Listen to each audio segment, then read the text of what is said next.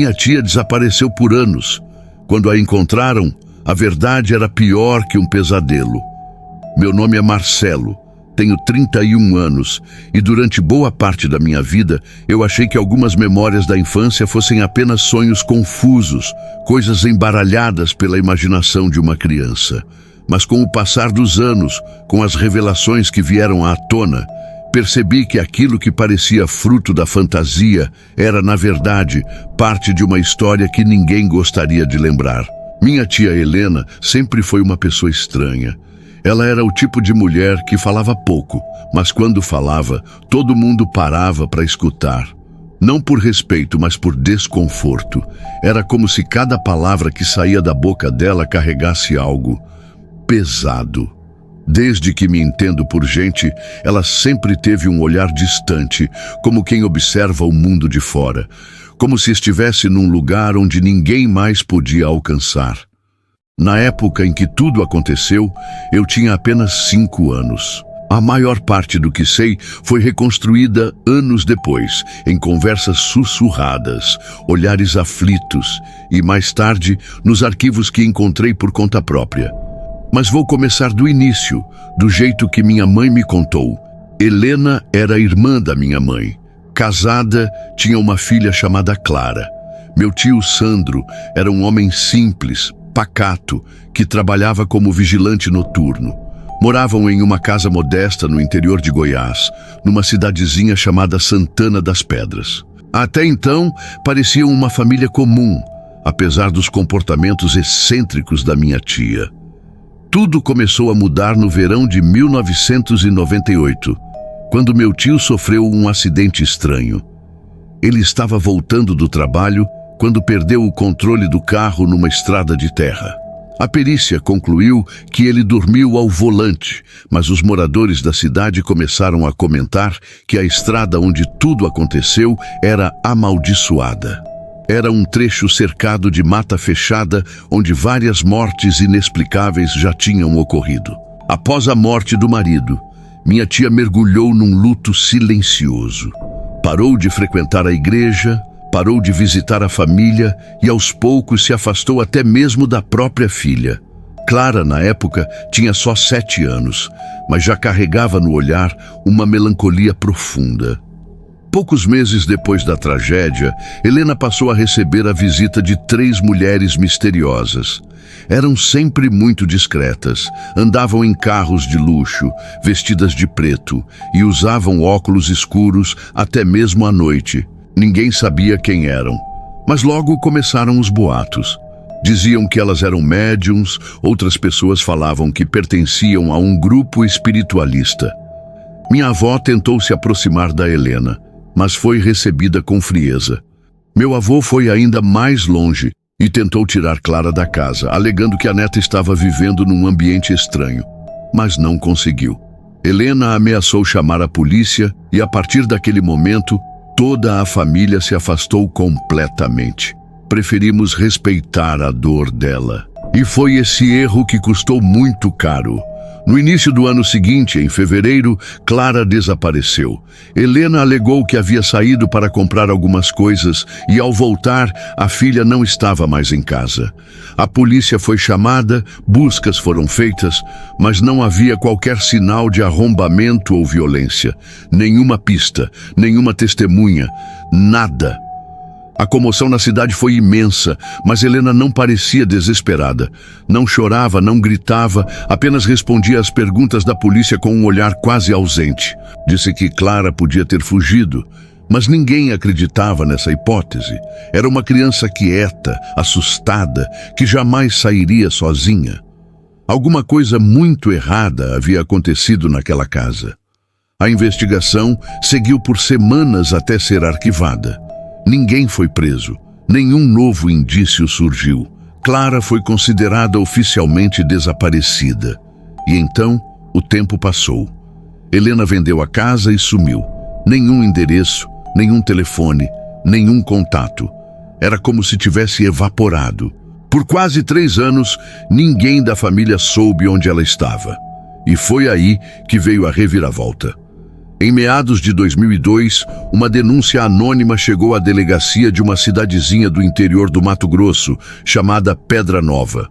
A denúncia falava sobre rituais, crianças desaparecidas e uma tal comunidade da iluminação superior.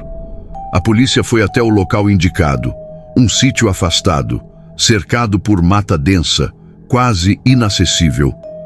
Quando os agentes entraram no casarão principal, encontraram um verdadeiro pesadelo. Havia dezenas de ossadas humanas em covas rasas ao redor do terreno. Dentro da casa, encontraram instrumentos rudimentares de tortura, velas negras, símbolos estranhos desenhados nas paredes e centenas de livros, muitos deles em idiomas desconhecidos. Mas o mais assustador estavam nos arquivos. Havia uma sala trancada, com estantes lotadas de documentos, cadernos com relatos escritos à mão e, o pior de tudo, álbuns fotográficos. Essas fotos foram a chave para desvendar o que de fato aconteceu com Clara e com tantas outras crianças. Helena foi encontrada em um dos quartos do andar superior, sentada em posição de meditação, cercada por velas acesas. Não tentou fugir. Recebeu os policiais com um sorriso sereno, como se já soubesse que aquele dia chegaria. Foi presa em flagrante, junto com outras 4 pessoas, todas ligadas à tal comunidade da iluminação superior, que mais tarde descobriu-se ser uma seita com ramificações em várias partes do Brasil. Nos documentos apreendidos estava registrado o nome completo de Clara.